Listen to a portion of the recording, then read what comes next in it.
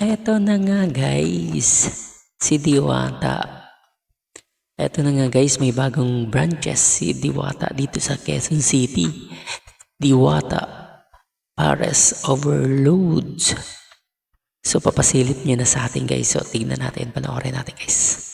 Eto na guys. Guys, update na natin kung anong araw ngayon. May 26, 2024 kung saan soft opening tayo ngayon ng Diwata Pares dito sa Quezon City. So itong tinatayuan ko ngayon, ito po yung Morning Star Street sa Sunville Subdivision.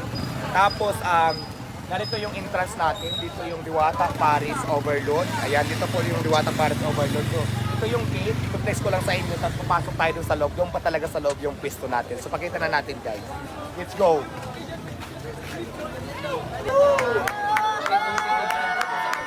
So ayan, marami na siyang tao.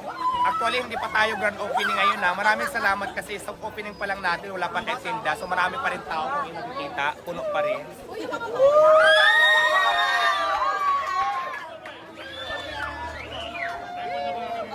Ayan, nakikita natin, di ba?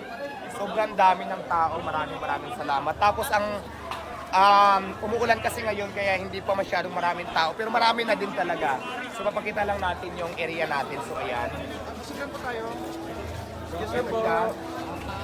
At hindi lang tayo Pares Overload. Papakita ko rin sa inyo na mayroon tayong mga boat ng halika rito.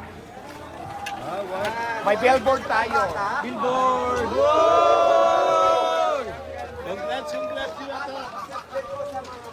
Tapos syempre may Diwata Chocolate. Diba?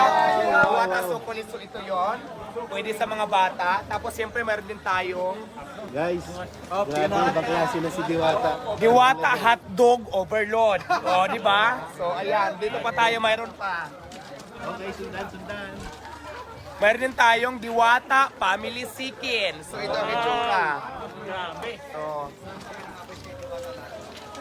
meron din tayong Diwata Spaghetti Overload. Wow. So ayan, magbubukas yan sa June 2 sa grand opening natin. At syempre pa guys, ngayon, ipapakita naman natin ngayon yung dining area natin. Ay, dining area yung kitchen pala. Kitchen kung saan lulutuin yung mga pagkain natin. Ito yung sinasabi ko, mas in-improve, mas pinaganda, mas pinalinis, at mas pinasarap. So ito na po yung final true. Saring, dito na tayo. So, asa na yung aking cameraman? So, ayan, dahan-dahan lang sa pagpasok, baka magtangayan yung mga ano. Papakita ko lang sa inyo yung mga gamit natin. So, ngayon, nag-prepare kami para naman sa mga bisita. So, mayroon kaming hinanda na catering muna kasi di ba hindi pa naman tayo magbubukas. Pero may mga menu din dito na pares tulad na sineserve natin sa Pasay.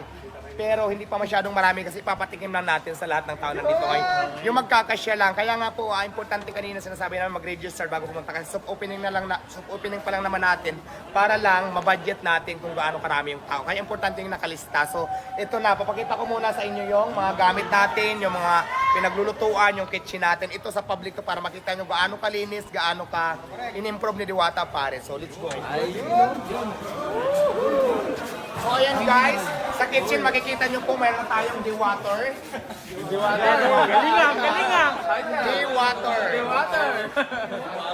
Tapos syempre guys, napakaganda po ng ating mga kaldero. Huwag magtulakan. Ito siya. Siguro yung iba na lang, dyan na lang siguro yung iba kasi baka hindi na magkasya dito. Fix na lang natin. Ako na lang munang papasok, dyan na lang iba para hindi tayo magkasya lahat. So ito na po yung mga lutuan natin ng mga sabaw. Puro stainless po yan lahat. Talagang ginastusan po namin talaga. Tapos,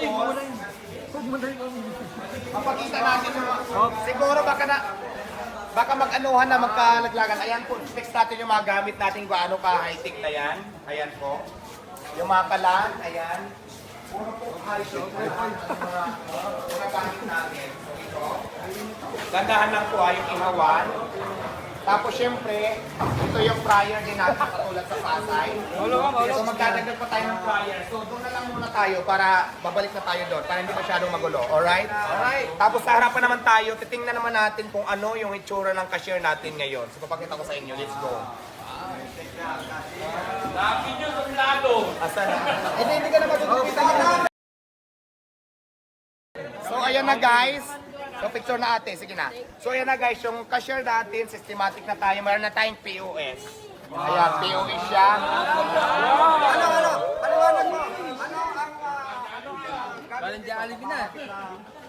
Halimbawa po, mag-order kayo, pipindutin lang yan, touchscreen yan lahat.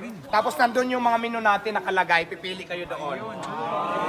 Tapos ang kagandahan natin dito guys, kasi kung maraming tao, hindi lang dito, pwede rin mayroon din dito nakatayo na nagpipindot-pindot na kung ano yung mga order nyo, konektado na yan dito. Para pagdating nyo dito, nakaready na yung order nyo.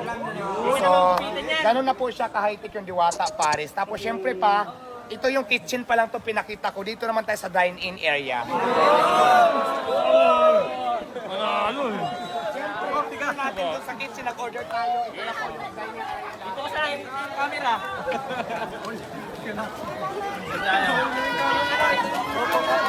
Diwata!